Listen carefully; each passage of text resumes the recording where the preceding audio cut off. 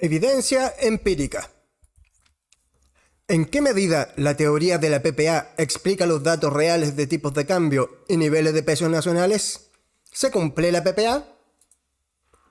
La respuesta es que ninguna versión de la PPA ha sido validada empíricamente de forma robusta. La evidencia empírica es escasa.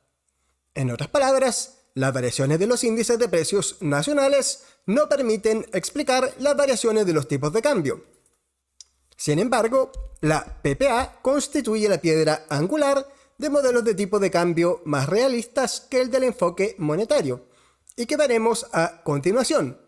Al introducir un nuevo elemento en el modelo, lo corregiremos. Para verificar la PPA absoluta, se compara los precios internacionales de una canasta de referencia. Se encuentra que la PPA no se cumple. Los precios de las canastas con productos idénticos, cuando son convertidos a una sola moneda, difieren de forma importante en los distintos países. Incluso la ley del precio único no se cumple del todo.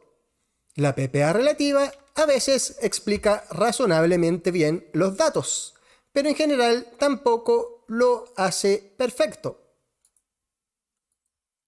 La figura muestra el tipo de cambio entre el yen japonés y el dólar de Estados Unidos, y el ratio del nivel de precios de Japón respecto al de Estados Unidos. Entonces, esta línea aproximadamente recta muestra el ratio del nivel de precios de Japón con respecto al de Estados Unidos, que es el tipo de cambio que predice la PPA, mientras que esta otra línea más clara muestra el tipo de cambio efectivo entre el yen y el dólar. En este gráfico, la moneda nacional es el yen japonés. Como les decía, E es el tipo de cambio efectivo observado durante todo el periodo, y se observa que en general varía harto. Mientras que este ratio es el tipo de cambio predicho por la PPA. Según la PPA relativa, el tipo de cambio nominal y el tipo de cambio predicho por la PPA deberían variar proporcionalmente, pero es evidente que no es así. Por ejemplo, en 1980 se inició una fuerte apreciación del dólar frente al yen. El yen se depreció, subió de precio. El dólar subió de precio en términos de yenes, mientras que el ratio o el tipo de cambio predicho por la PPA disminuía continuamente. La PPA relativa sugiere lo contrario. El dólar se tenía que haber depreciado, o el yen se debería haber apreciado. Por otro lado, a partir de mediados de los 80, el yen se apreció mucho más que lo que predecía la PPA. La PPA también sugería que el yen debería haberse depreciado, pero la depreciación efectiva fue mucho mayor que la que predecía el modelo. Los estudios sobre otros pares de divisas confirman que la PPA relativa no se ha cumplido bien. Solo se cumple aproximadamente bien en periodos de tiempo largos. Sin embargo, dadas las importantes divergencias de la PPA durante esos periodos, la teoría parece tener una utilidad limitada incluso como explicación a largo plazo. Explicaciones de los problemas de la PPA. ¿Por qué no se cumple la PPA ni tampoco la ley de precio único? Hay tres razones. En primer lugar, no se cumple el supuesto de que no hay costos de transporte ni barreras al comercio. 2. Tampoco se cumple el supuesto de mercados competitivos. Y 3. No se cumple el supuesto de canastas idénticas. Examinemos cada una de estas razones. Barreras al comercio. Los costos de transporte y las restricciones al comercio hacen menos factible el arbitraje de precios, el mecanismo de la ley de precio único en que se basa la PPA. Los costos de transporte amplían el intervalo de valores en que se puede mover el tipo de cambio, dados los precios de los bienes en los diferentes países, El tipo de cambio se hace más volátil. Las restricciones al comercio, como los aranceles, tienen un efecto similar, ya que la tarifa pagada en aduanas influye en el beneficio del importador del mismo modo que le afecta el costo del embarque. A veces los costos de transporte pueden ser tan elevados que hacen que algunos bienes o servicios no se puedan comerciar de forma rentable. Así se definen los bienes y servicios no comercializables.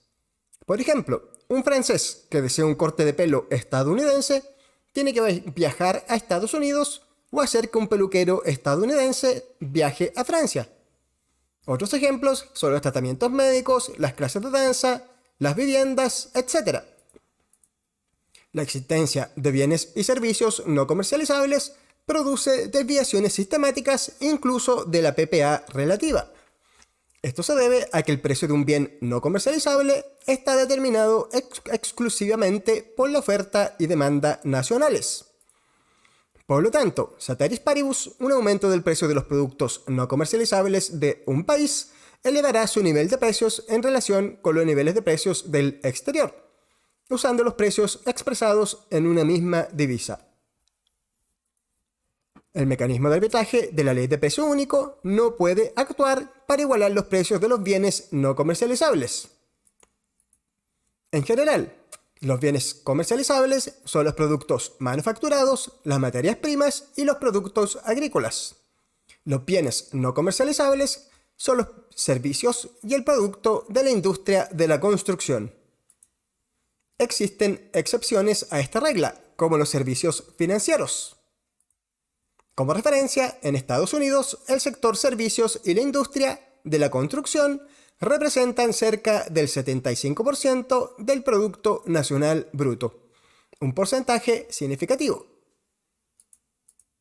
Desviaciones de la libre competencia. Los mercados con competencia imperfecta también debilitan las relaciones entre los niveles de precio nacionales. Un caso extremo se da cuando una sola empresa, un monopolista, vende un producto a diferentes precios en diferentes mercados. Una empresa así tiene una política pricing to market que se adapta a las condiciones de la demanda de los distintos países. En países donde la demanda es más inelástica a los precios, el monopolista aumenta las tasas de markup, que es la diferencia entre el precio de venta y el costo de producción. Los estudios empíricos, de hecho, confirman una política pricing to market generalizada en el comercio de manufacturas. Por ejemplo, en enero de 2011, un Volkswagen Passat costaba $4.000 más en Austria que en Irlanda. La diferencia es significativa, aun cuando ambos países comparten la misma moneda, y pese a los esfuerzos de la Unión Europea de eliminar las barreras al comercio en Europa. Diferencias en los patrones de consumo. Las mediciones del nivel de precio difieren de un país a otro. Los individuos de distintos países gastan sus ingresos en bienes y servicios distintos y en proporciones diferentes. Las canastas de consumo difieren. Además, las personas consumen proporciones relativamente superiores de productos nacionales, incluidos los comercializables, que de productos extranjeros. Estas diferencias pueden hacer que la PPA relativa no supere una verificación empírica basada en los índices de precios oficiales. Por ejemplo, un aumento del precio relativo del pescado elevaría el precio en dólares de la canasta de productos japoneses en relación con la de Estados Unidos, sencillamente porque el pescado representa un porcentaje mayor de la canasta japonesa. El índice Big Mac. El índice Big Mac fue creado por la revista The Economist en 1986, tras un estudio que comparaba los precios de la hamburguesa Big Mac de McDonald's de todo el mundo. Este estudio se puede interpretar como una verificación empírica de la ley de precio único. El estudio encontró que los precios en dólares de las Big Mac eran muy diferentes en los distintos países. Una Big Mac en Nueva York era un 64% más cara que en Hong Kong. Una Big Mac en París o Tokio costaba un 50% más que en Nueva York. ¿Cómo se puede explicar esta violación de la ley del precio único? Según The Economist, los costos de transporte y las legislaciones nacionales forman parte de la explicación. La diferenciación de productos es un factor adicional, es decir, la adaptación a la competencia con sustitutos locales. Además, influyen en el coste de los insumos, los salarios de los empleados, el alquiler del local, la electricidad, etc., que son precios que difieren en cada país. En Estados Unidos, una Big Mac costaba $4,37, que podemos ver acá. En este cuadro, las primeras dos columnas muestran los precios del Big Mac en moneda local y en dólares para distintos países.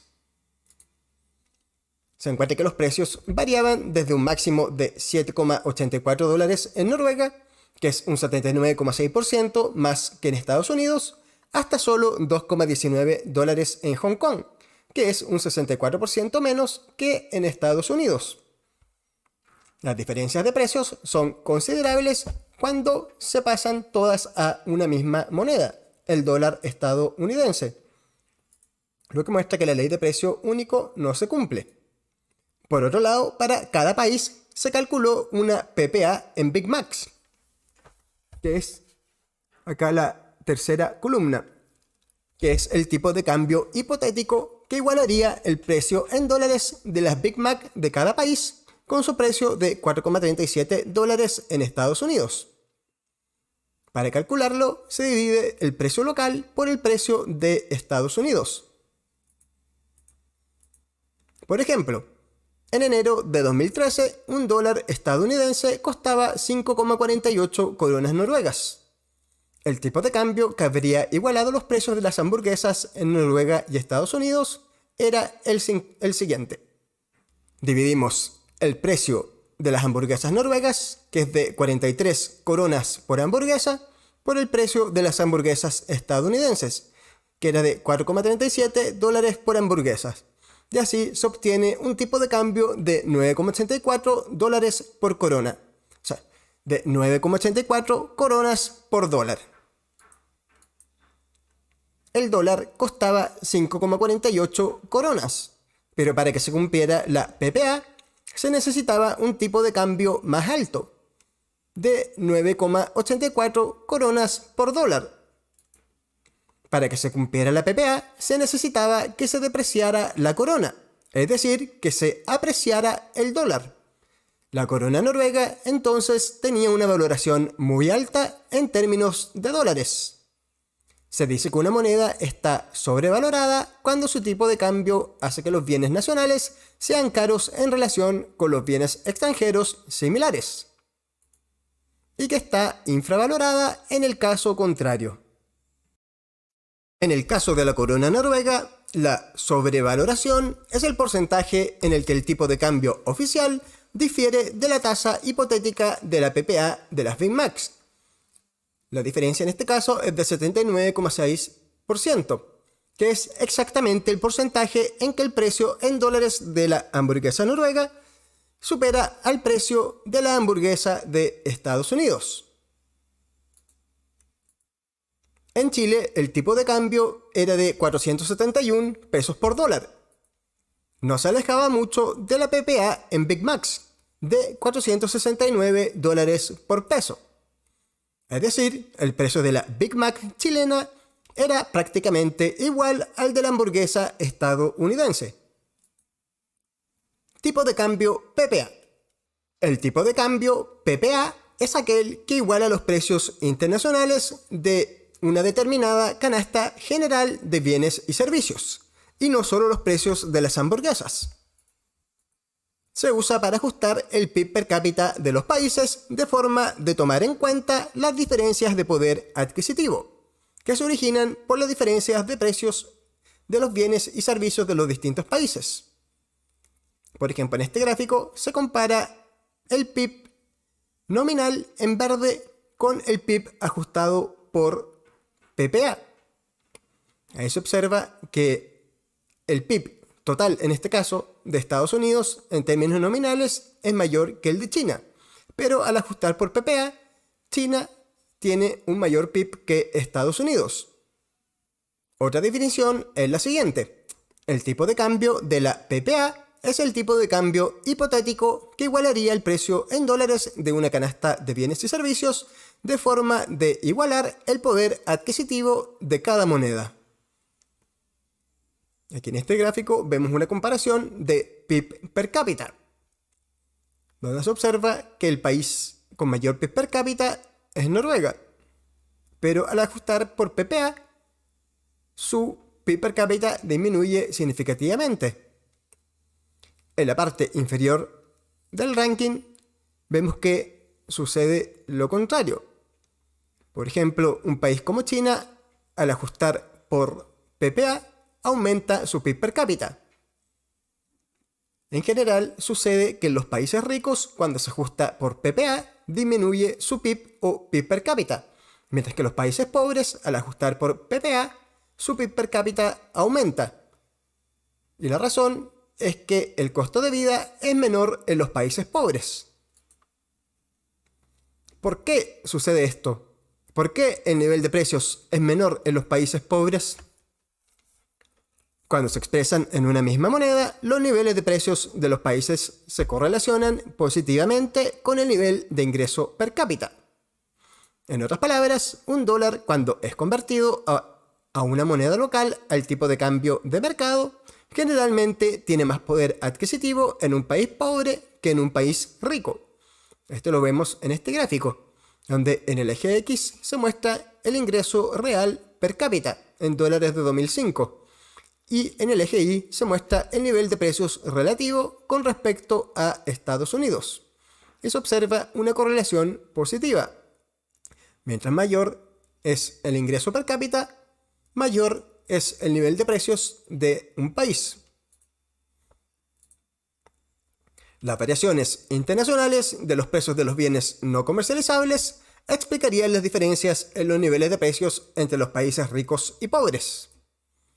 Los datos muestran que los productos no comercializables tienden a ser más caros en relación con los comercializables en los países más ricos. Cuando se comparan los precios de los bienes comercializables, las diferencias no son tan grandes. Por ejemplo, al comparar productos del supermercado en Chile y Estados Unidos.